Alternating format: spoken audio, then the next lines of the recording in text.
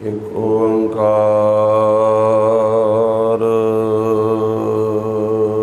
सतनाम करता पुरख निर्भौ निर्वैर अकाल मूरत अजुनी सैवं गुर प्रसाद। जप आद सच जुगाद सच है भी सच नानक होसी भी सच।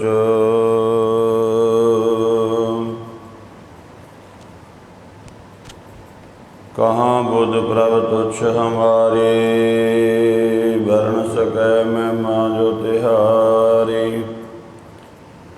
हम ना सकत कर सिफत तुम्हारी आप लियो तुम कथा सुधारी। सुन हर कथा उतारी मैल महापुनीत भये सुख सैल। सतनाम श्री वाहिगुरु साहिब जी। श्लोक महला पहला। दया कपाह संतोख सूत जत गंढी सतवट। एहो जनेऊ जी का हई तपंडे घत। ना एहो टुटै ना मल लगै ना एहो जलै न जाए। धन सो मानस नानका जो गल चले पाए। चौकड़ मुल अनाया बै चौकै पाया। सिखा कान चढ़ाइया गुर ब्राह्मण थिया। ओ मुआओ झड़ पिया वे तगा गया। ओ मुआ ओ झड़ पिया वे तगा गया। वाहिगुरु जी का खालसा वाहिगुरु जी की फतेह। परम सत्कारयोग गुरु रूप गुरु खालसा साध संगत जीओ। गुरबाणी दी जो पावन कथा लड़ीवार आप सरवण करते हो जिसके तहत आसा की वार दी जो 15वीं पौड़ी है उसके नाल जो 4 श्लोक आए हैं। पहले श्लोक का पाठ आप जी ने सरवण किया है। इन्हां पावन अमृत बचनां दे विच धन श्री गुरु नानक देव जी महाराज सच्चे पातशाह जी सानू की उपदेश कर रहे हैं। सतगुरु जी दे पावन अमृत वचनां दी विचार आरंभ करिए। सतगुरु धन गुरु नानक देव जी महाराज कृपा करन आप विच वरत के अपनी पावन बाणी के विचार आप ही करवा लैन। ये जो पावन शब्द विचार अधीन है ये पंडित दे परथाए महाराज जी ने उच्चारण किया है। जदों आपां धन श्री गुरु नानक देव महाराज जी का पावन इतिहास पढ़ते हाँ बचपन की अवस्था दे विच जदों कुछ वड्डे होए हैं तां जिहड़ा कुल पुरोहित सी पंडित सी पिता मਹਿਤਾ कल्याण चंद जी के कहन ते जनेऊ पाउण वास्ते आया। सारा भाईचारा इकट्ठा होया है ते उस समय सतगुरु गुरु नानक देव महाराज जी नूं जदों जनेऊ पाया जान लगा, सतगुरु जी ने इनकार कर दिता। कहन लगे, है पंडित, सानू जनेऊ पाण तो कोई इतराज नहीं है, पर इस तरह का जनेऊ होवे जो असी चाहुंदे हां, बल्कि वो हर एक मनुख दे कोल होना चाहिदा है। जिहड़ा जनेऊ पाना या किसी भी धर्म के आपां कोई चिन्ह वेखदे हां, उहदा कारण ये हुंदा है जिवें जिस स्कूल दे बच्चे होण उस स्कूल की वर्दी हुंदी है, उस तरह का उन्हां दा लिबास हुंदा है, उस तरह के शूज हुंदे ने, दस्तार हुंदी है, वर्दी का रंग हुंदा है। ते जां जिवें आपां वेखदे हां पुलिस वाले नौकरी करदे उन्हां दी वर्दी है, फौज जिहड़ी है फौज की अपनी वर्दी है, उहदा अपना रंग है। इस तरह सारे धर्मां दे वक्खो वक्खरे चिन्ह लिबास हन, पर आपां वेखदे हां जिवें कोई मनुख पुलिस वाली वर्दी पा के अपनी ड्यूटी ना करे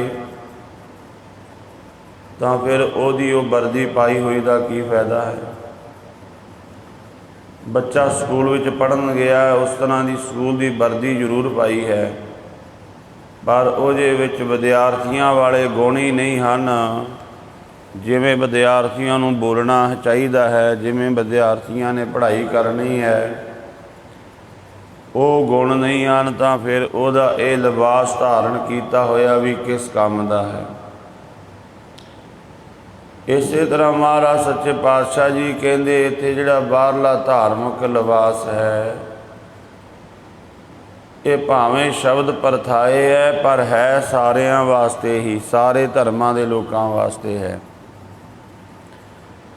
धन गुरु नानक देव जी महाराज कहते हरदयाल पुरोहित नूं कि असी इस तरह का जनेऊ पाना चाहुंदे हां, सानू इनकार नहीं है, पर इस तरह का जनेऊ होना चाहिए। आपां कई बार सुनते हैं ना, आम कई बार सुनाते हैं, ये कह दिंदा है गुरु नानक पातशाह जी ने जनेऊ पाण तो इनकार कर दिता। सतगुरु जी इनकार नहीं करते, कहते जनेऊ तो चाहिए पर इस तरह का होवे। किस तरह का होवे, वो दैवी गुण होने चाहिए ने। वेखो स्कूलों दीयां वर्दियां वखरियां हो सकदियां ने, पुलिस की वर्दी का रंग वखरा हो सकता है, फौजां जिन्ने भी मुल्क हैं दुनिया के, फौजां दीयां वर्दियां वक्खो वखरियां हो सकदियां, पर उन्हां दा प्रयोजन इक्को ही हुंदा है कि पुलिस का काम है जिहड़ा कानून की व्यवस्था नूं बहाल करके रखना, ते समाज दे विच कोई माड़ा किसी तरह का किसी का नुकसान ना कोई कर सके। इस तरह फौज का उन्हें बॉर्डर ते राखी रखनी कि बाहरों कोई दुश्मन आके साडे मुल्क नूं देश नूं नुकसान ना पहुँचावे। सारे मुल्कां दीयां फौजां दा रंग भावें वक्खो वखरा होवे, वर्दियां दा रंग, पर प्रयोजन तो इक्को है ना। स्कूलों दीयां वर्दियां वक्खो वखरियां ने, पर प्रयोजन इक्को है कि बच्चों नूं तालीम देना, बच्चों नूं विद्या देनी।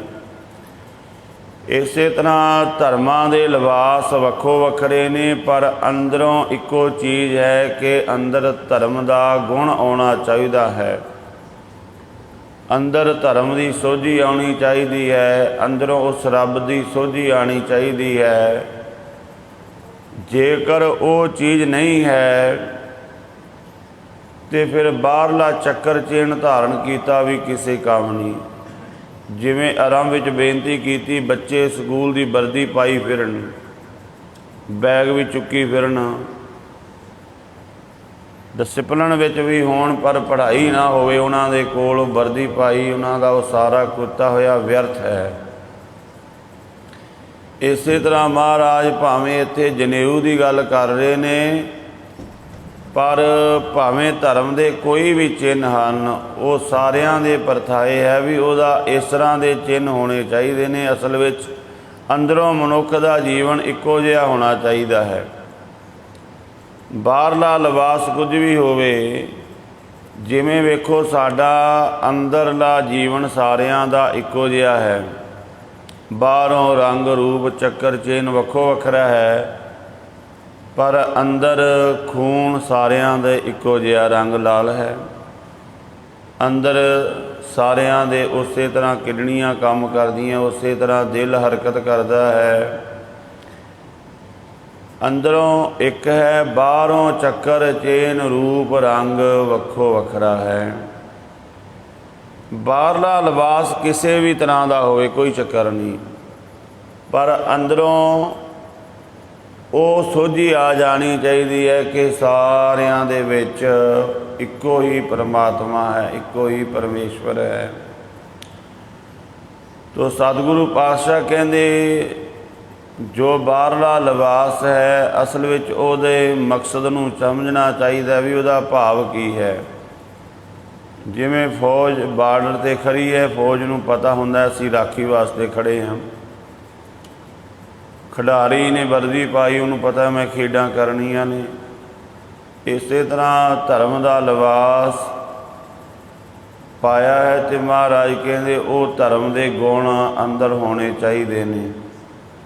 ਧਰਮ ਦਾ ਲਿਬਾਸ ਉਸ ਤਰ੍ਹਾਂ ਦਾ ਜੋ ਬਾਹਰੋਂ ਹੈ, ਅੰਤਰੀ ਭਾਵ ਵੀ ਉਹ ਹੋਣਾ ਚਾਹੀਦਾ ਹੈ। ਧੰਨ ਗੁਰੂ ਨਾਨਕ ਦੇਵ ਜੀ ਮਹਾਰਾਜ ਫਰਮਾਨ ਕਰ ਰਹੇ ਨੇ, ਸ਼ਲੋਕ ਮਹੱਲਾ ਪਹਿਲਾ। ਦਇਆ ਕਪਾਹ ਸੰਤੋਖ ਸੂਤ, ਜਤ ਗੰਢੀ ਸਤ ਵਟ। ਜਿਵੇਂ ਬਾਹਰੋਂ ਜਨੇਊ ਬਣਾਇਆ ਜਾਂਦਾ ਹੈ, ਵੈਸੇ ਮਨੋ ਸਿਮਰਤੀ ਦੇ ਅਨੁਸਾਰ ਬ੍ਰਾਹਮਣ ਦਾ ਜਨੇਊ ਵੱਖਰਾ ਹੈ, ਉਹ ਕਪਾਹ ਤੋਂ ਬਣਾਇਆ ਜਾਂਦਾ ਹੈ। ਇਸੇ ਤਰ੍ਹਾਂ ਛਤਰੀ ਦਾ, ਵੈਸ਼ ਦਾ, ਇਹਨਾਂ ਤਿੰਨਾਂ ਨੂੰ ਜਨੇਊ ਪਾਉਣ ਦਾ ਅਧਿਕਾਰ ਹੈ, ਸ਼ੂਦਰ ਨੂੰ ਅਧਿਕਾਰ ਨਹੀਂ ਦਿੱਤਾ। ਅਤੇ ਇਹਨਾਂ ਦੇ ਜਨੇਊ ਵੀ ਵੱਖੋ ਵੱਖਰੇ ਹੁੰਦੇ ਨੇ। ਇੱਥੇ ਮਹਾਰਾਜ ਨੇ ਕੇਵਲ ਜਨੇਊ ਦੀ ਗੱਲ ਕੀਤੀ, ਭਾਵੇਂ ਉਹ ਕਿਸੇ ਵੀ ਤਰ੍ਹਾਂ ਦਾ ਹੋਵੇ। ਤੋ ਸਾਹਿਬ ਸੱਚੇ ਪਾਤਸ਼ਾਹ ਕਹਿੰਦੇ ਦਇਆ ਕਪਾਹ, ਜਿਹੜਾ ਅੰਤਰੀ ਭਾਵ ਦਾ ਜਨੇਊ ਹੈ ਉਹ ਕਿੱਥੋਂ ਬਣਦਾ ਹੈ। ਜਿਵੇਂ ਬਾਹਰਲਾ ਜਨੇਊ ਉਹ ਕਪਾਹ ਤੋਂ ਬਣਦਾ ਹੈ, ਫਿਰ ਉਹਦੇ ਵਿੱਚ ਗੰਢਾਂ ਪਾਈਆਂ ਜਾਂਦੀਆਂ ਨੇ, ਮੰਤਰ ਪੜ੍ਹ ਕੇ ਉਹਨੂੰ ਵੱਟ ਚੜ੍ਹਾਇਆ ਜਾਂਦਾ ਹੈ, ਗੰਢਾਂ ਪਾ ਮਾਰੀਆਂ ਜਾਂਦੀਆਂ ਨੇ, ਫਿਰ ਉਹ ਜਨੇਊ ਪਾਇਆ ਜਾਂਦਾ ਹੈ। ਮਹਾਰਾਜ ਕਹਿੰਦੇ ਭਾਈ ਅੰਤਰੀ ਭਾਵ ਦਾ ਜਨੇਊ ਹੋਣਾ ਚਾਹੀਦਾ ਹੈ। ਦਇਆ ਕਪਾਹ, ਦਇਆ ਦੀ ਕਪਾਹ ਹੋਣੀ ਚਾਹੀਦੀ, ਭਾਵ ਮਨੁੱਖ ਦੇ ਅੰਦਰ ਦਇਆ ਹੋਣੀ ਚਾਹੀਦੀ ਹੈ, ਉਹ ਸਾਰਿਆਂ 'ਤੇ ਦਇਆ ਕਰੇ। ਧੰਨ ਗੁਰੂ ਅਰਜਨ ਦੇਵ ਜੀ ਮਹਾਰਾਜ ਕਹਿੰਦੇ ਜਿਸ ਮਨੁੱਖ ਦੇ ਹਿਰਦੇ ਵਿੱਚ ਦਇਆ ਨਹੀਂ ਹੈ, ਉਹ ਹਿਰਦਾ ਪੱਥਰ ਦੀ ਤਰ੍ਹਾਂ ਹੀ ਹੁੰਦਾ ਹੈ। ਇਸ ਕਰਕੇ ਮਹਾਰਾਜ ਕਹਿੰਦੇ ਜਿੱਥੇ ਦਇਆ ਆ ਜਾਵੇ, ਉੱਥੇ ਸਾਰੇ ਤੀਰਥਾਂ ਦਾ ਪੁੰਨ ਕਰਮਾਂ ਦਾ ਮਹਾਤਮ ਆ ਜਾਂਦਾ। 68 ਤੀਰਥ ਸਗਲ ਪੁੰਨ, ਜੀ ਦਇਆ ਪ੍ਰਵਾਨ। ਦੁਨੀਆ ਦੇ ਤਮਾਮ ਪੁੰਨ ਕਰਮ 68 ਤੀਰਥ ਭਾਵ ਦੁਨੀਆ ਦੇ ਜਿੰਨੇ ਵੀ ਵੱਡੇ ਵੱਡੇ ਤੀਰਥ ਨੇ, ਉਹਨਾਂ ਸਾਰਿਆਂ ਦਾ ਮਹਾਤਮ ਕੱਲੀ ਦਇਆ ਕਰਨ ਨਾਲ ਆ ਜਾਂਦਾ। ਕਿਸੇ ਤੇ ਦਇਆ ਕਰ ਦਿੱਤੀ। ਜਿਵੇਂ ਵੇਖੋ ਹੁਣ ਸੰਸਾਰ ਵਿੱਚ ਮਹਾਮਾਰੀ ਫੈਲੀ ਹੈ, ਸਿੱਖ ਕੌਮ ਕਿੰਨੀ ਵਿਸ਼ਾਲਤਾ ਦੇ ਨਾਲ ਦਇਆ ਦੇ ਵਿੱਚ ਆ ਕੇ ਕਿਤੇ ਪ੍ਰਸ਼ਾਦੇ ਦਾ ਲੰਗਰ, ਕਿਤੇ ਦਵਾਈਆਂ ਦਾ ਲੰਗਰ, ਕਿਤੇ ਆਕਸੀਜਨ ਦਾ ਲੰਗਰ। ਇਹ ਹੈ ਦਇਆ। ਬਿਨਾਂ ਭੇਦ ਭਾਵ ਦੇ, ਬਿਨਾਂ ਕਿਸੇ ਪੈਸੇ ਦੇ ਮੁੱਲ ਦੇ। ਮਹਾਰਾਜ ਕਹਿੰਦੇ ਦਇਆ ਜਿਹੜੀ ਹੈ ਇਹਦੇ ਵਿੱਚੋਂ ਧਰਮ ਪੈਦਾ ਹੁੰਦਾ। ਜਿੱਥੇ ਦਇਆ ਨਹੀਂ ਹੈ ਉਹ ਮਨੁੱਖ ਭਾਵੇਂ ਧਰਮ ਦਾ ਲਿਬਾਸ ਪਾਈ ਫਿਰੇ, ਉਹ ਧਾਰਮਿਕ ਨਹੀਂ ਹੋ ਸਕਦਾ। ਜਿਸ ਮਨੁੱਖ ਦੇ ਅੰਦਰ ਦਇਆ ਨਹੀਂ ਹੈ। ਸ੍ਰੀ ਜਪਜੀ ਸਾਹਿਬ ਦੇ ਵਿੱਚ ਵੀ ਆਪਾਂ ਪੜ੍ਹਦੇ ਹਾਂ, ਤੋਲ ਧਰਮ ਦਇਆ ਕਾ ਪੂਤ। ਜਿਸ ਬਲਦ ਨੇ ਧਰਤੀ ਨੂੰ ਚੁੱਕਿਆ ਹੋਇਆ ਹੈ ਉਹ ਕਿਹੜਾ ਹੈ? ਉਹ ਹੈ ਧਰਮ ਰੂਪੀ ਬਲਦ। ਧਰਮ ਦੇ ਆਸਰੇ ਧਰਤੀ ਖੜੀ ਹੈ, ਪਰ ਉਹ ਧਰਮ ਪੈਦਾ ਕਿੱਥੋਂ ਹੁੰਦਾ? ਦਇਆ ਦੇ ਵਿੱਚੋਂ। ਤੋਲ ਧਰਮ ਦਇਆ ਕਾ ਪੂਤ, ਸੰਤੋਖ ਥਾਵ ਰੱਖਿਆ ਜਿਨ ਸੂਤ। ਦਇਆ ਕਪਾ ਸੰਤੋਖ ਸੂਤ। ਮਹਾਰਾਜ ਕਹਿੰਦੇ ਜਿਹੜਾ ਸੰਤੋਖ ਦਾ ਸੂਤਰ ਹੋਵੇ, ਕਪਾਹ ਨੂੰ ਫਿਰ ਪਿੰਜ ਕੇ ਉਹਦੇ ਵਿੱਚੋਂ ਸੂਤਰ ਕੱਤਿਆ ਜਾਂਦਾ ਹੈ। ਇਸੇ ਤਰ੍ਹਾਂ ਮਹਾਰਾਜ ਕਹਿੰਦੇ ਮਨੁੱਖ ਦੇ ਅੰਦਰ ਦੂਜਾ ਦੈਵੀ ਗੁਣ ਕਿਹੜਾ ਹੋਣਾ ਚਾਹੀਦਾ? ਸੰਤੋਖ ਹੋਣਾ ਚਾਹੀਦਾ ਹੈ। ਸਾਡੀਆਂ ਅੱਖਾਂ ਨੂੰ ਭਾਈ ਗੁਰਦਾਸ ਜੀ ਲਿਖਦੇ ਨੇ, ਅੱਖੀਂ ਦੇਖ ਨਾ ਰਜੀਆਂ ਵੋ ਰੰਗ ਤਮਾਸ਼ੇ, ਉਸਤਤ ਨਿੰਦਾ ਕੰਨ ਸੁਣ ਰੋਵਣ ਤੇ ਹਾਸੇ। ਸਾਧੀ ਜੀਵ ਨਾ ਰਜੀਆ ਕਰ ਭੋਗ ਵਿਲਾਸੇ, ਰਜ ਨਾ ਕੋਈ ਜੀਵਿਆ ਕੂੜੇ ਪ੍ਰਵਾਸੇ। ਪੀਰ ਮਰੀਦਾਂ ਪਿਰਹੜੀ ਸੱਚੀ ਰਹਿ ਰਾਸੇ। ਨਾ ਮਨੁੱਖ ਦੀਆਂ ਅੱਖਾਂ ਨੂੰ ਸੰਤੋਖ, ਨਾ ਕੰਨਾਂ ਨੂੰ, ਨਾ ਰਸਲਾਂ ਨੂੰ, ਸਰੀਰਕ ਇੰਦਰੀਆਂ ਨੂੰ। ਜਦੋਂ ਤੱਕ ਸੰਤੋਖ ਨਹੀਂ ਹੈ ਧਰਮ ਨਹੀਂ ਟਿਕੇਗਾ। ਧਰਮ ਰੂਪੀ ਬਲਦ ਨੂੰ ਕਿਹਨੂੰ ਕਾਹਦੇ ਨਾਲ ਬੰਨ੍ਹਿਆ ਗਿਆ? ਸੰਤੋਖ ਰੂਪੀ ਰੱਸੇ ਦੇ ਨਾਲ।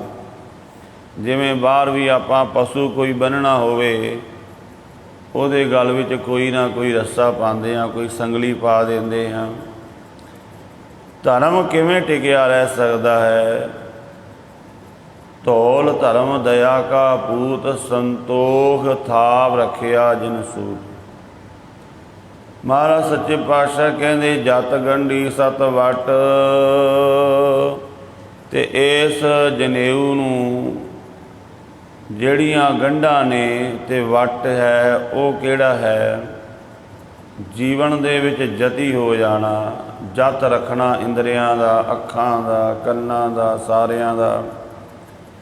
ਸੱਤ ਵੱਟ ਉੱਚਾ ਆਚਰਣ ਦਾ ਵੱਟ ਚੜ੍ਹਾਉਣਾ, ਜੀਵਨ ਨੂੰ ਉੱਚਾ ਰੱਖਣਾ, ਨੀਵਾਂ ਨਹੀਂ ਜਾਣ ਦੇਣਾ, ਉੱਚੀ ਵਿਚਾਰ ਰੱਖਣੀ। ਉਹ ਤਾਂ ਹੁੰਦੀ ਹੈ ਜਦੋਂ ਆਪਾਂ ਚੰਗਾ ਪੜ੍ਹਾਂਗੇ, ਚੰਗਾ ਸੁਣਾਂਗੇ, ਚੰਗਾ ਵੇਖਾਂਗੇ, ਸਾਡੇ ਵਿਚਾਰ ਵੀ ਉੱਚੇ ਹੋਣਗੇ।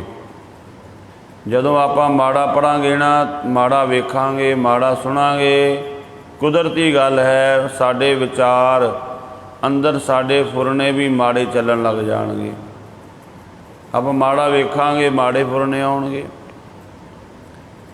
ਚੰਗਾ ਵੇਖਾਂਗੇ, ਸੁਣਾਂਗੇ, ਚੰਗੇ ਫੁਰਨੇ ਅੰਦਰ ਪੈਦਾ ਹੋਣਗੇ। ਤੋ ਸਾਹਿਬ ਸੱਚੇ ਪਾਤਸ਼ਾਹ ਕਹਿੰਦੇ ਇਸ ਤਰ੍ਹਾਂ ਉੱਚੇ ਆਚਰਣ ਦਾ ਵੱਟ ਜਿਹੜਾ ਹੈ ਇਸ ਜਨੇਊ, ਇਸ ਧਾਗੇ ਨੂੰ ਦੇਣਾ। ਇਹੋ ਜਨੇਊ ਜੀ ਕਾਹੀ ਤਾਂ ਪਾਂਡੇ ਘੱਤ, ਐਸਾ ਦੈਵੀ ਗੁਣਾਂ ਦਾ ਜਨੇਊ। ਮਹਾਰਾਜ ਕਹਿੰਦੇ ਹੇ ਪੰਡਤ, ਜੇ ਤੇਰੇ ਕੋਲ ਹੈ ਤਾਂ ਇਹ ਸਾਨੂੰ ਦੇ ਦੇ। ਐਸਾ ਜਨੇਊ ਅਸੀਂ ਪਾਣਾ ਚਾਹੁੰਦੇ ਹਾਂ। ਬਲਕਿ ਹਰ ਇੱਕ ਮਨੁੱਖ ਦੇ ਕੋਲ ਇਹ ਹੋਣਾ ਚਾਹੀਦਾ ਹੈ ਕਿ ਉਹਦੇ ਕੋਲ ਦਇਆ ਹੋਣੀ ਚਾਹੀਦੀ ਹੈ, ਸੰਤੋਖ ਹੋਣਾ ਚਾਹੀਦਾ ਹੈ, ਉਹ ਜਤੀ ਹੋਣਾ ਚਾਹੀਦਾ ਹੈ, ਉਹਦੇ ਕੋਲ ਉੱਚਾ ਆਚਰਣ ਹੋਣਾ ਚਾਹੀਦਾ ਹੈ। ਅੱਜ ਆਪਾਂ ਵੇਖਦੇ ਹਾਂ ਮਨੁੱਖ ਦੇ ਜੀਵਨ ਵਿੱਚ ਸ਼ਰਮ ਨਹੀਂ ਰਹਿ ਗਈ, ਕਿਸੇ ਵੀ ਤਰ੍ਹਾਂ ਦੀ ਲੱਜਾ ਨਹੀਂ ਰਹਿ ਗਈ। ਤੇ ਸੱਚੇ ਪਾਤਸ਼ਾਹ ਕਹਿੰਦੇ ਮਨੁੱਖ ਬੇਹਿਆ ਹੋ ਗਿਆ ਹੈ। ਇਹਨੂੰ ਕਿਸੇ ਤਰ੍ਹਾਂ ਦੀ ਕੋਈ ਲੱਜਾ ਨਹੀਂ ਰਹਿ ਗਈ। ਬੋਲਣ ਲੱਗਿਆਂ ਵੀ, ਵੇਖਣ ਲੱਗਿਆਂ ਵੀ, ਖਾਣ ਲੱਗਿਆਂ ਵੀ, ਪਾਣ ਲੱਗਿਆਂ ਵੀ ਮਨੁੱਖ, ਬਾਣੀ ਵਿੱਚ ਲਿਖਿਆ ਮਹਾਰਾਜ ਨੇ, ਐਸੇ ਕੱਪੜੇ ਪਾਉਂਦਾ ਹੈ, ਵਾਊ ਸੰਦੇ ਕੱਪੜੇ ਪਹਿਰੈ ਗਰਭ ਗਵਾਰ। ਮਹਾਰਾਜ ਕਹਿੰਦੇ ਹਵਾ ਨਾਲੋਂ ਵੀ ਬਰੀਕ ਕੱਪੜੇ ਪਾਉਂਦਾ ਹੈ। ਸ਼ਰਮ ਨਹੀਂ ਰਹਿ ਗਈ ਕਿਸੇ ਵੀ ਤਰ੍ਹਾਂ ਦੀ, ਲੱਜਾ ਨਾ ਖਾਣ ਦੀ, ਨਾ ਪਾਣ ਦੀ, ਨਾ ਬੈਠਣ ਦੀ, ਨਾ ਉੱਠਣ ਦੀ। ਤੋ ਇਹ ਅੰਦਰੋਂ ਦੈਵੀ ਗੁਣ ਚਲੇ ਗਏ, ਮਾੜੇ ਔਗਣ ਜਿਹੜੇ ਸੀ ਉਹ ਅੰਦਰ ਆ ਗਏ। ਪਾਤਸ਼ਾਹ ਕਹਿੰਦੇ ਐਸੇ ਦੈਵੀ ਗੁਣਾਂ ਦਾ ਜਨੇਊ ਹੈ ਤਾਂ ਇਹ ਦੇ, ਨਾ ਇਹ ਟੁੱਟੈ ਨਾ ਮਲ ਲੱਗੈ, ਨਾ ਇਹ ਜਲੈ ਨਾ ਜਾਏ। ਜਿਹੜਾ ਬਾਹਰ ਸੂਤਰ ਦਾ ਜਨੇਊ ਪਾ ਲਿਆ ਉਹ ਸੜ ਜਾਂਦਾ ਹੈ, ਉਹਨੂੰ ਮੈਲ ਵੀ ਲੱਗਦੀ ਹੈ, ਉਹ ਗਵਾਚ ਵੀ ਜਾਂਦਾ ਹੈ। ਪਰ ਜਿਹੜਾ ਅੰਤਰੀਵ ਦੈਵੀ ਗੁਣ ਨੇ ਇਹ ਕਦੇ ਖਤਮ ਨਹੀਂ ਹੁੰਦੇ। ਇਹ ਮਨੁੱਖ ਨੇ ਜੋ ਚੰਗੇ ਗੁਣ ਜੀਵਨ ਵਿੱਚ ਧਾਰਨ ਕੀਤੇ ਨੇ ਇਹਦੇ ਨਾਲ ਹੀ ਜਾਂਦੇ ਹਨ। ਚੰਗਿਆਈਆਂ ਬੁਰਿਆਈਆਂ ਵਾਚੈ ਧਰਮ ਹਦੂਰ, ਕਰਮੀ ਆਪੋ ਆਪਣੀ ਕੇ ਨੇੜੇ ਕੇ ਦੂਰ। ਨਾ ਇਹ ਟੁੱਟੈ ਨਾ ਮਲ ਲੱਗੈ, ਨਾ ਇਹ ਜਲੈ ਨਾ ਜਾਏ। ਨਾ ਤਾਂ ਇਹ ਦੈਵੀ ਗੁਣਾਂ ਵਾਲਾ ਜਨੇਊ ਟੁੱਟਦਾ ਹੈ, ਨਾ ਇਹਨੂੰ ਮੈਲ ਲੱਗਦੀ ਹੈ, ਨਾ ਇਹ ਸੜਦਾ ਹੈ, ਨਾ ਇਹ ਕਿਤੇ ਗਵਾਚਦਾ ਹੈ। ਜਿਵੇਂ ਆਪਾਂ ਸ੍ਰੀ ਸਾਹਿਬ ਕਿਰਪਾਨ ਧਾਰਨ ਕਰਦੇ ਹਾਂ, ਅਸਲ ਵਿੱਚ ਮਹਾਰਾਜ ਨੇ ਜੋ ਸਾਨੂੰ ਦਿੱਤੇ ਨੇ ਚੇਲਨ, ਕੜਾ ਦਿੱਤਾ ਹੈ, ਕੰਘਾ ਦਿੱਤਾ ਹੈ, ਸ਼ਹਿਰਾ ਦਿੱਤਾ ਹੈ, ਕਿਰਪਾਨ, ਇਹ ਜਿਹੜੇ 5 ਕਕਾਰ ਦਿੱਤੇ ਨੇ, ਇਹਨਾਂ ਦਾ ਅੰਤਰੀਵ ਭਾਵ ਹੈ। ਤੁਹਾਡੇ ਕੋਲ ਜਿਹੜੀ ਚੀਜ਼ ਹੈ ਨਾ ਉਹਦਾ ਅਸਰ ਹੋਵੇਗਾ। ਤੁਹਾਡੀ ਜੇਬ ਦੇ ਵਿੱਚ ਜੋ ਕੁਝ ਪਿਆ ਉਹਦਾ ਅਸਰ ਹੋਵੇਗਾ, ਭਾਵੇਂ ਚੰਗੀ ਹੈ ਭਾਵੇਂ ਮਾੜੀ ਹੈ। ਜਿਹੜੀ ਸ੍ਰੀ ਸਾਹਿਬ ਹੈ ਇਹ ਮਨੁੱਖ ਦੇ ਅੰਦਰ ਵੀਰ ਰਸ ਪੈਦਾ ਕਰਦੀ ਹੈ। ਮਨੁੱਖ ਕਮਜ਼ੋਰ ਤੋਂ ਕਮਜ਼ੋਰ ਵੀ ਹੋਵੇ, ਉਹਦੇ ਹੱਥ ਵਿੱਚ ਸੋਟਾ ਹੋਵੇ ਨਾ, ਉਹ ਰਸਤੇ ਵਿੱਚ ਜਾ ਰਿਹਾ ਤੇ ਉਹਨੂੰ ਡਰ ਨਹੀਂ। ਪਰ ਕਿੰਨਾ ਵੀ ਬਲਵਾਨ ਮਨੁੱਖ ਹੋਵੇ, ਜਦੋਂ ਜਾ ਰਿਹਾ ਰਸਤੇ ਵਿੱਚ ਕੋਈ ਕੁੱਤਾ ਜਾਨਵਰ ਪੈ ਜਾਵੇ ਉਹ ਡਰ ਜਾਂਦਾ, ਵੀ ਉਹਦੇ ਤੋਂ ਵੀ ਆਪਣੀ ਰਾਖੀ ਨਹੀਂ ਕਰ ਸਕਦਾ। ਪਰ ਜੇ ਹੱਥ ਵਿੱਚ ਡੰਡਾ ਸੋਟਾ ਪਕੜਿਆ ਹੋਇਆ ਹੈ ਤਾਂ ਕਮਜ਼ੋਰ ਬੰਦਾ ਵੀ ਉਹ ਤੋਂ ਆਪਣੀ ਰੱਖਿਆ ਕਰ ਲੈਂਦਾ ਹੈ, ਕਿਉਂਕਿ ਇਹਦੇ ਨਾਲ ਅੰਦਰ ਇੱਕ ਰਸ ਬਣਦਾ, ਅੰਦਰੋਂ ਡਰ ਖਤਮ ਹੁੰਦਾ ਹੈ। ਇਹ ਮਹਾਰਾਜ ਨੇ ਤਾਂ ਚੀਜ਼ਾਂ ਦਿੱਤੀਆਂ ਨੇ। ਇਸੇ ਤਰ੍ਹਾਂ ਕੜੇ ਦਾ ਆਪਣਾ ਮਹਾਤਮ ਹੈ, ਕੰਘੇ ਦਾ ਆਪਣਾ ਮਹਾਤਮ ਹੈ। ਮਹਾਰਾਜ ਨੇ ਸਾਨੂੰ ਉਹ ਚੀਜ਼ਾਂ ਦਿੱਤੀਆਂ ਨੇ ਜਿਨ੍ਹਾਂ ਦਾ ਕੋਈ ਅਸਰ ਭਾਵ ਹੁੰਦਾ ਹੈ। ਤੋ ਸਾਹਿਬ ਸੱਚੇ ਪਾਤਸ਼ਾਹ ਕਹਿੰਦੇ ਇਹ ਜਿਹੜਾ ਜਨੇਊ ਹੈ ਇਹ ਤਾਂ ਮੈਲਾ ਵੀ ਹੋ ਜਾਂਦਾ ਹੈ, ਇਹਨੂੰ ਇਹ ਟੁੱਟ ਵੀ ਜਾਂਦਾ ਹੈ। ਜਦੋਂ ਮਨੁੱਖ ਦਾ ਸੰਸਕਾਰ ਕੀਤਾ ਉਦੋਂ ਇਹ ਸੜ ਜਾਂਦਾ ਹੈ, ਇਹ ਗਵਾਚ ਵੀ ਜਾਂਦਾ ਹੈ। ਪਰ ਪਾਤਸ਼ਾਹ ਕਹਿੰਦੇ ਜਿਹੜੇ ਦੈਵੀ ਗੁਣ ਹਨ ਉਹ ਕਦੇ ਖਤਮ ਨਹੀਂ ਹੁੰਦੇ। ਧਨ ਸੋ ਮਾਨਸ ਨਾਨਕਾ ਜੋ ਗਲ ਚੱਲੇ ਪਾਏ। ਉਹ ਮਨੁੱਖ ਧਨ ਹਨ ਜਿਨ੍ਹਾਂ ਨੇ ਦੈਵੀ ਗੁਣਾਂ ਦਾ ਜਨੇਊ ਗਲ ਵਿੱਚ ਪਾ ਲਿਆ। ਚੌਕੜ ਮੁੱਲ ਅਨਾਇਆ ਬੈ ਚੌਕੈ ਪਾਇਆ। ਇਹ ਪੰਡਤ 4 ਕੌਡੀਆਂ ਦਾ ਇਹ ਜਨੇਊ ਮੁੱਲ ਲਿਆ ਕੇ ਭਗਤ ਕਬੀਰ ਸਾਹਿਬ ਦੇ ਨਾਲ ਇੱਕ ਵਾਰੀ ਇੱਕ ਬ੍ਰਾਹਮਣ ਦੀ ਚਰਚਾ ਹੋਈ। ਉਹ ਜਨੇਊ ਦਾ ਬੜਾ ਕਹਿਣ ਲੱਗ ਪਿਆ ਤੇ ਭਗਤ ਕਬੀਰ ਸਾਹਿਬ ਕਹਿੰਦੇ ਇਸ ਤਰ੍ਹਾਂ ਦਾ ਜਨੇਊ ਤੇ ਪਤਾ ਨਹੀਂ ਸੀ ਕਿੰਨੇ ਕੁ ਸਾਡੇ ਘਰ ਵੱਟੇ ਜਾਂਦੇ ਨੇ, ਕਿੰਨਾ ਕੁ ਸੂਤ ਅਸੀਂ ਰੋਜ਼ ਵੱਟਦੇ ਹਾਂ ਕਪਾਹ ਤੋਂ। ਇਹ ਜਿਹੜੇ ਜਨੇਊ ਦੀ ਤੂੰ ਗੱਲ ਕਰਦਾ ਇਹ ਤਾਂ ਪਤਾ ਨਹੀਂ ਕਿੰਨਾ ਕੁ ਧਾਗਾ ਅਸੀਂ ਵੱਟ ਛੱਡਿਆ ਹੈ। ਅਸਲ ਵਿੱਚ ਭਗਤ ਕਬੀਰ ਸਾਹਿਬ ਵੀ ਆਪਣੀ ਬਾਣੀ ਵਿੱਚ ਕਹਿੰਦੇ ਅੰਤਰੀਵ ਭਾਵ ਦੈਵੀ ਗੁਣ ਮਨੁੱਖ ਦੇ ਕੋਲ ਹੋਣੇ ਚਾਹੀਦੇ ਨੇ। ਸਿੱਖਾ ਕੰਨ ਚੜ੍ਹਾਈਆ ਗੁਰ ਬ੍ਰਾਹਮਣ ਥੀਆ। ਜਦੋਂ ਬ੍ਰਾਹਮਣ ਕਿਸੇ ਦੇ ਗਲ ਜਨੇਊ ਪਾਉਂਦਾ ਤੇ ਉਹਦੇ ਕੰਨ ਵਿੱਚ ਫਿਰ ਮੰਤਰ ਦਿੰਦਾ ਤੇ ਨਾਲ ਹੀ ਕਹਿ ਦਿੰਦਾ ਵੀ ਅੱਜ ਤੋਂ ਤੇਰਾ ਗੁਰੂ ਬ੍ਰਾਹਮਣ ਹੋ ਗਿਆ ਹੈ, ਅੱਜ ਤੋਂ ਮੈਂ ਤੇਰਾ ਗੁਰੂ ਹੋ ਗਿਆ ਹਾਂ। ਸਿੱਖਾ ਕੰਨ ਚੜ੍ਹਾਈ ਆ। ਇੱਥੇ ਜਦੋਂ ਆਪਾਂ ਪਾਠ ਕਰਨਾ ਸਿੱਖਾ ਨਹੀਂ ਕਹਿਣਾ, ਸਿੱਖਾ ਦਾ ਭਾਵ ਹੈ ਸਿੱਖਿਆ ਦੇਣੀ। ਸਿੱਖਾ ਕੰਨ ਦੇ ਵਿੱਚ ਮੰਤਰ ਦਿੱਤਾ ਜਾਂਦਾ, ਉਪਦੇਸ਼ ਕੀਤਾ ਜਾਂਦਾ ਹੈ। ਸਿੱਖਾ ਕੰਨ ਚੜ੍ਹਾਈਆ ਗੁਰ ਬ੍ਰਾਹਮਣ ਥੀਆ। ਉਹਦੇ ਕੰਨ ਦੇ ਵਿੱਚ ਮੰਤਰ ਪੜ੍ਹ ਕੇ ਉਹਨੂੰ ਕਿਹਾ ਜਾਂਦਾ ਅੱਜ ਤੋਂ ਤੇਰਾ ਗੁਰੂ ਬ੍ਰਾਹਮਣ ਹੋ ਗਿਆ। ਉਹ ਮੂਆ ਉਹ ਝੜ ਪਿਆ, ਵੇਤ ਅੱਗਾ ਗਿਆ।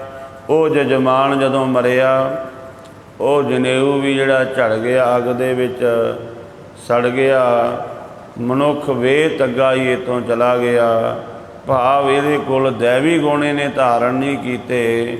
ਜੋ ਦੈਵੀ ਗੁਣਾਂ ਨੇ ਇਹਦਾ ਅੱਗੇ ਸਾਥ ਦੇਣਾ ਸੀ, ਉਹ ਦੈਵੀ ਗੁਣ ਧਾਰਨ ਨਹੀਂ ਕੀਤੇ। ਇਸ ਕਰਕੇ ਗੁਰੂ ਨਾਨਕ ਪਾਤਸ਼ਾਹ ਕਹਿੰਦੇ ਮਨੁੱਖ ਇਸ ਤਰ੍ਹਾਂ ਆਪਣਾ ਕੀਮਤੀ ਜੀਵਨ ਵਿਅਰਥ ਹੀ ਗਵਾ ਕੇ ਚਲਾ ਗਿਆ। ਜਿਸ ਵਾਸਤੇ ਆਇਆ ਸੀ ਸੰਸਾਰ ਦੇ ਵਿੱਚ, ਉਸ ਚੀਜ਼ ਨੂੰ ਧਾਰਨ ਨਹੀਂ ਕਰ ਸਕਿਆ। ਇਸੇ ਪ੍ਰਥਾਏ ਅਗਲੇ ਸ਼ਲੋਕਾਂ ਦੇ ਵਿੱਚ ਵੀ ਗੁਰੂ ਨਾਨਕ ਪਾਤਸ਼ਾਹ ਜੀ ਬਚਨ ਕਰ ਰਹੇ ਨੇ। ਆਉਣ ਵਾਲੇ ਸਮੇਂ ਅੰਦਰ ਆਪਾਂ ਸਾਂਝ ਪਾਵਾਂਗੇ। ਹੋਈਆਂ ਭੁੱਲਾਂ ਦੀ ਖਿਮਾ। ਵਾਹਿਗੁਰੂ ਜੀ ਕਾ ਖਾਲਸਾ, ਵਾਹਿਗੁਰੂ ਜੀ ਕੀ ਫਤਿਹ।